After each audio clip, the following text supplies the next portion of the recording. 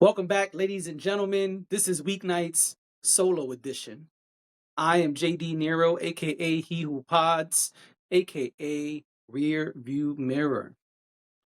Dash is not here today, but I'm here, and I'm here to pod. There's some stuff to discuss. And y'all know I don't want to waste any time. So we diving right in, skipping the pleasantries. All right. And speaking of pleasantries, let's speak about something that's been unpleasant for users the last couple of days. And so, let me pull the curtain back a little bit. I got an email a couple of days ago from TikTok. And I'm going to give you all a little bit of what this email says so y'all can see what's going on. I've done an ad before on TikTok for one of my music things. And so I got this email. It says, hello, TikTok brand partner. Effective as of January 22nd, 2026, your contractual relationship with TikTok Inc.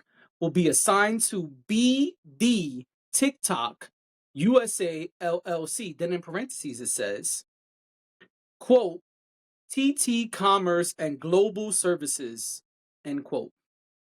A new U.S. subsidiary of TikTok Inc. As of such date, all rights, obligations, and liabilities of TikTok Inc. will be assigned to TT Commerce and Global Services. And there's a lot more in the email. I said, oh, okay, they're starting to transfer things over to the US finally. All right, that makes sense. Well, little did I know, it wasn't no start, baby. The shit happened just that fast because apparently over the weekend, there was a lot of problems on TikTok. Essence even wrote about it. So let's head over to what Essence said. Essence says, is TikTok breaking? Question mark. Inside the app's troubled first days under US control. And this was just a couple days ago. It says, TikTok is off to a shaky start in its new era as a US-owned platform. Over the weekend, thousands of American users reported major problems on the app, from videos stuck in quote-unquote under review for hours to trouble logging in, missing comments, and a For You page that suddenly felt generic and out of sync. In many cases, the same videos uploaded outside the US posted just fine, while US creators waited. All this comes right after TikTok's US operations officially changed hands following years of political pressure and threats of a nationwide ban. The platform is now overseen by a US-based investment group led by Oracle. We told you that before. With the shift came new rules for American users, including updated terms of service, expanded data collection disclosures, and US-controlled content moderation. The timing has raised eyebrows. The timing has raised eyebrows as political content struggled to publish and glitches piled up. Many users began asking, is TikTok going through growing pains? Or is this the start of something bigger? And so that was from Essence. And TikTok heard all that shit and said, hey, I got something to say.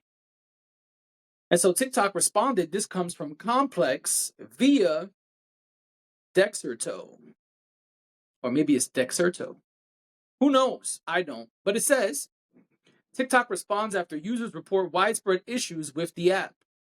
And it says, TikTok says a power outage at a US data center caused widespread issues on the app after users reported problems accessing features. In a statement shared on January 26, TikTok confirmed the outage disrupted its service, with users reporting missing views, limited access to features, and creator fund information not showing up. The company said it's working with its data center partner to restore service and apologized for the disruption.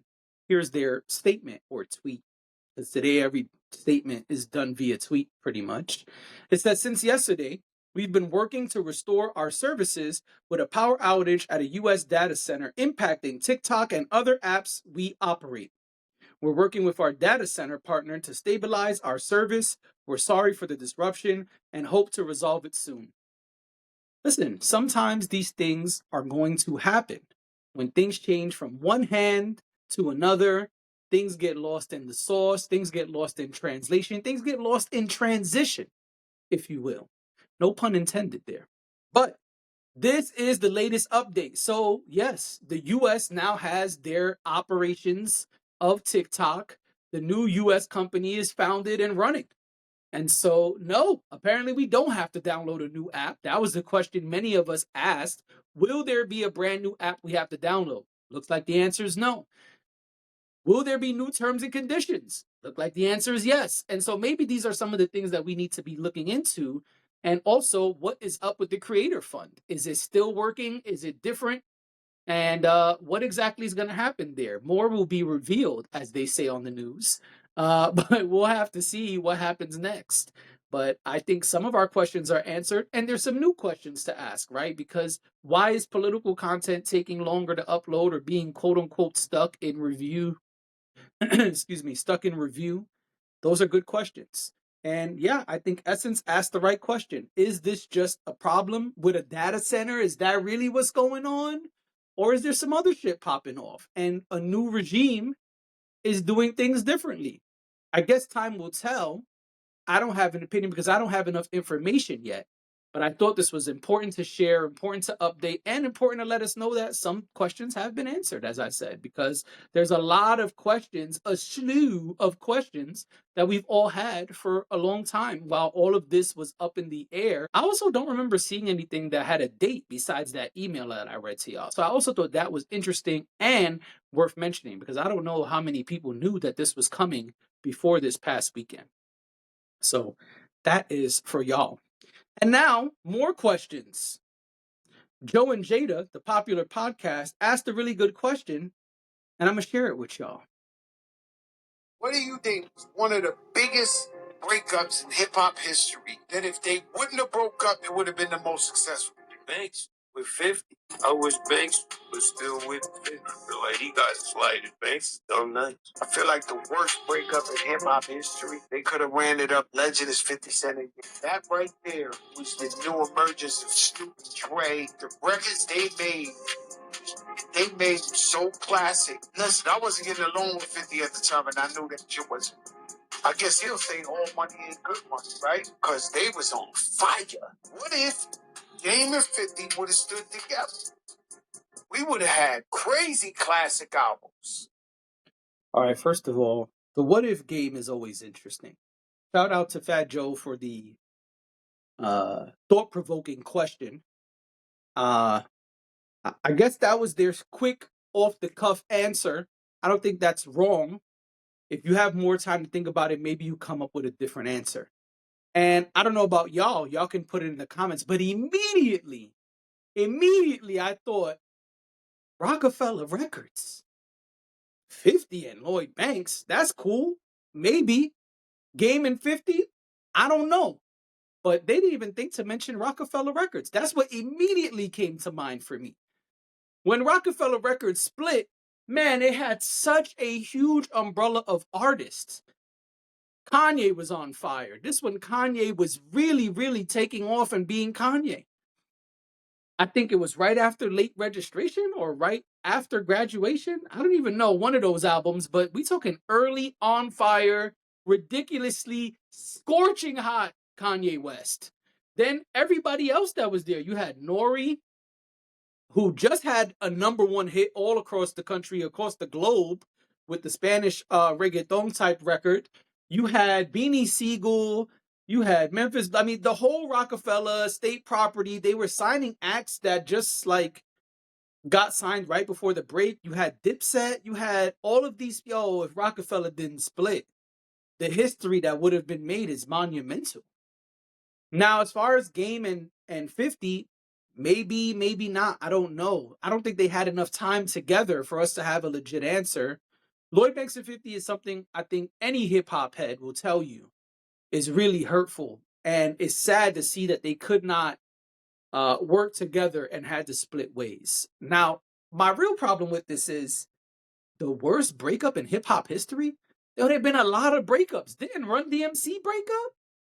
Am I wrong here? I don't know. Y'all could put it in the comments, but I don't know if 50 and Lloyd Banks was the worst breakup or Game and 50. I feel like that was a super super zoomed in, like very specific niche, short time period answer. I feel like there's way more detrimental breakups in hip hop. I mean,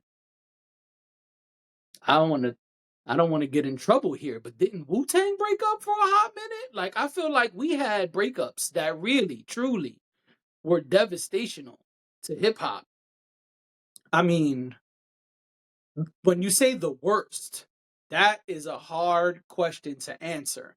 I don't understand why that was the first one to come to mind, but I ain't mad at him. I just don't know if that's the worst, right? Because the worst ever? I mean, just thinking, I mean, all right, listen, if y'all mad, I understand. But Outcast? That didn't come to mind? I'm curious, what came to mind for y'all when you heard this question? Because again, for me, immediately I was like, oh, Rockefeller Records. Easy answer. But as I start thinking more, it's like, yo, what about this? What about that? Like I just said, Outcast. I mean, I give grief to Andre 3000 all the time because it was such a monumental group, because their records were so big. So to think that it's not, like, I guess there's no wrong answer because this is perspective based. But I just was like, I don't know if that's the worst. I feel like we've had much bigger problems, much bigger breakups than that. I mean, yeah, I guess I'll stop there. But I'm very curious, what do y'all think was the worst hip hop breakup in the history of all hip hop? I feel like we're gonna have all type of answers here, not 50 and Banks and 50 and Game. Like maybe they were just talking about 50 and that was a subtopic. It's hard to know just watching these clips. I don't watch their pod, so, or listen to their pod, so I don't know if there was a larger topic, but just reacting to this clip, I'm like, why was 50 the like main piece of these breakups? Like, I don't know, it's kind of weird to me. But anyway, y'all let me know your thoughts in the comments. No, for those who don't know, I'm a pretty big Marvel fan, MCU fan specifically. You know, I was one of the people watching like Iron Man 1 in theaters, you know? What's my man's name? Ed Norton Hulk in theaters. Like that's my style. You know what I'm saying? I'm one of those guys. And so it pains me to have to do this. But I gotta talk shit about Marvel one time. Uh Here we go. This comes from Complex. Complex says Marvel is reportedly considering making. Oh, they got it from somebody else. They got it from The Rock says, or The Roach says. I don't even know what that says. No one knows what it means, but it gets the people going. Anyway, Marvel is reportedly considering making Avengers Secret Wars a two-part film. There's a Complex pop culture thing here, says the same thing. And yeah, they're just posting pictures of Marvel people. All right, not much to say there. This is a rumor, obviously. We don't know if this is true or not. But I will say this. I'm going to say if because we don't know if it's true or not. All right. So this is what I'm going to say. Marvel already is doing Doomsday, which is really supposed to be part one of Secret Wars, right? Originally, it was the Kang Dynasty and then Secret Wars or whatever. But it's all the same, right? It's just like Infinity War and then Endgame, which originally, if you remember, Endgame did not exist as the title. It was Infinity War Part 1 and Infinity War Part 2. All right, cool. I'm very excited about Secret Wars. Not so much about Doomsday, which maybe people find weird, cool. I don't give a fuck. But Secret Wars is the big reset. If you know anything about Secret Wars of the past, in the 80s, or even the Jonathan Hickler run, I think is his name. Forgive me if I'm saying it wrong. Iconic shit. Big, important stuff. That's the reset to all of Marvel. I'm looking forward to it. I'm looking forward to the reset. And I said this years ago on another friend of mine podcast. Shout out to my boy Nestor. So cool. But dog, where is Dave Chappelle with the wrap it up box? How long y'all need to close this shit out? It shouldn't take 3 films. I'm sorry. Especially when we already know that these films about to be long as hell. They're not going to be 2 hours. They're not going to be an hour and a half. They already said, like, it's going to be endgame run times. We talking 3 hours, more than 3 hours. I'm not sitting through all of that. And no one should have to. We should be able to do things in a concise way and wrap it up, dog. Dave Chappelle had a sketch about the wrap it up box. If you don't know it, go look it up. It's a classic. Marvel needs the wrap it up box. It shouldn't take 22 shows and 4 films. Yes, I'm exaggerating for the people who don't understand sarcasm and exaggeration. I'm being ridiculous on purpose. It's called hyperbole. Yo, it shouldn't take all of this. We don't need Wonder Man and White Vision and dog. Wrap it up. Wrap it up. If you want to reset, then reset. Kill who needs to be killed. Keep who you need to keep. And that's it. Put a nice bow on the bitch and call it a day. That's it. We don't need all of this. How much you expect cats to go to the theater and just sit there for hours and hours and hours and enough. I understand that right now it's hearsay, it's rumors, and fine. But I'm letting y'all know now, if y'all do 2-3 hour movies, I'm not going to see the shit. Like Wicked. Hey, you got me the first time. You ain't gonna catch me again, dog. It's over. So I'm just letting it be known now. Hot take. Marvel, this is a bad idea. It's not gonna go well, especially if it's 3 hours. Now, maybe if you do an hour and 45 or 2 hours and then another, maybe people will go and fill the seats. But I don't think people are gonna go sell out theaters if you do this in 2 parts. You probably gonna fuck it up. And I'm gonna stop there before I fuck up this pod. Ladies and gentlemen, this has been Weeknights, the solo edition. Thank you for being here. I'll see you real soon.